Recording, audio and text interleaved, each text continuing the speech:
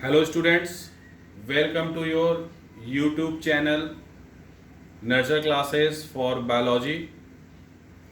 Today we will continue the chapter first of Chemistry class 10th,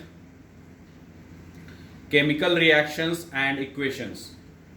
In the first lecture we have discussed the definition of chemical reactions and equations.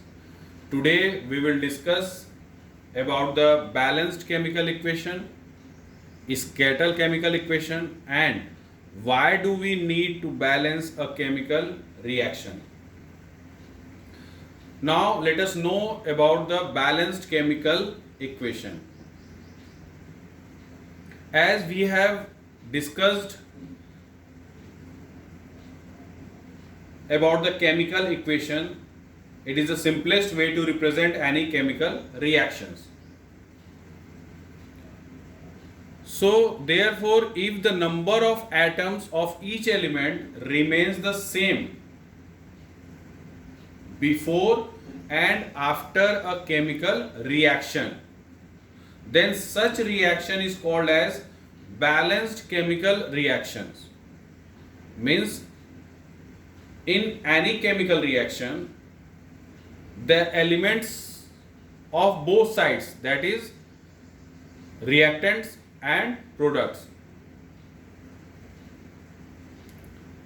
must be equal or remains the same. Then such reaction is called as balanced chemical reaction, and thus the equation that represent that chemical reaction is called as balanced chemical equation. As you can see here, when magnesium react with oxygen, then it forms magnesium oxide,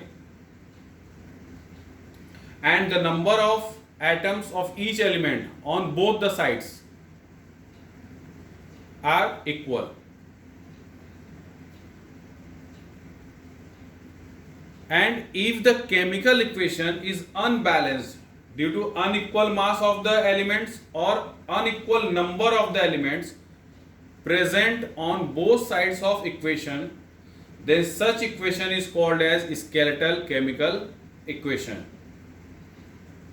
As you can see also, when magnesium reacts with oxygen to form magnesium oxide, it represents just reaction, not a balanced chemical reaction. And this equation is called as skeletal chemical equation, because the number of atoms of element present in reactant side is not equal to the number of atoms of elements on product side. Therefore, this equation is called as skeletal chemical equation. Means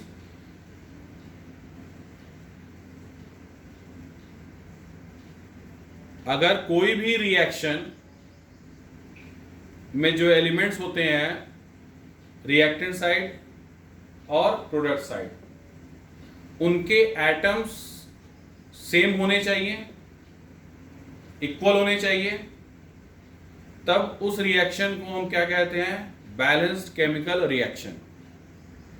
और इस balance chemical reaction को represent करने वाला जो equation होता है उसी को हम क्या बोलते हैं? Balanced chemical equation. जैसा कि आप यहां देख रहे हैं कि जब मैग्नीशियम रिएक्ट कर रहा है ऑक्सीजन के साथ तो मैग्नीशियम ऑक्साइड बना रहा है, तो नंबर ऑफ एटम्स जो रिएक्टर साइड है वो इक्वल है प्रोडक्ट साइड्स पे.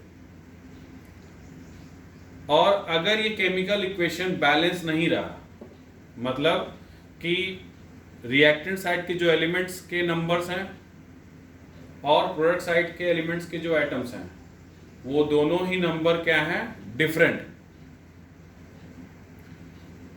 तो अनइक्वल या डिफरेंट होने की वजह से ये इक्वेशन बैलेंस नहीं है, और इसी अनबैलेंस्ड केमिकल इक्वेशन को हम स्केलेटल केमिकल इक्वेशन कहते हैं. Now the next topic is, why do we need to balance a chemical reaction? Means what is need to balance a chemical reaction?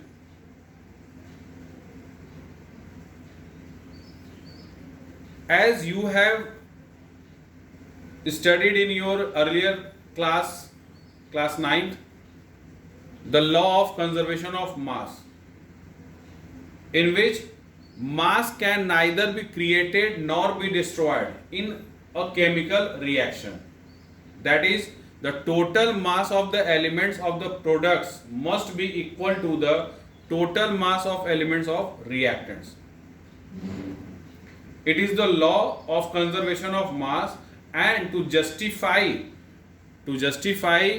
this law of conservation of mass, we have to balance a chemical reaction. Means हम किसी भी chemical reaction को balance क्यों करते हैं, क्यों जरूरी होता है बैलेंस करना? क्योंकि law of conservation of mass यही कहता है कि किसी भी केमिकल रिएक्शन में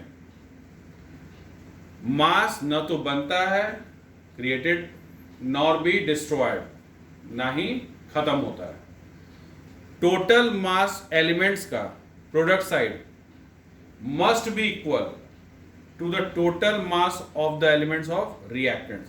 रिएक्टेंट्स के साइड के एलिमेंट्स का मास और प्रोडक्ट्स के साइड्स के एलिमेंट्स का मास दोनों ही इक्वल होने चाहिए, तभी वो reaction law of conservation of mass को जस्टिफाई करेगा, अदरवाइज वो रिएक्शन गलत माना जाएगा.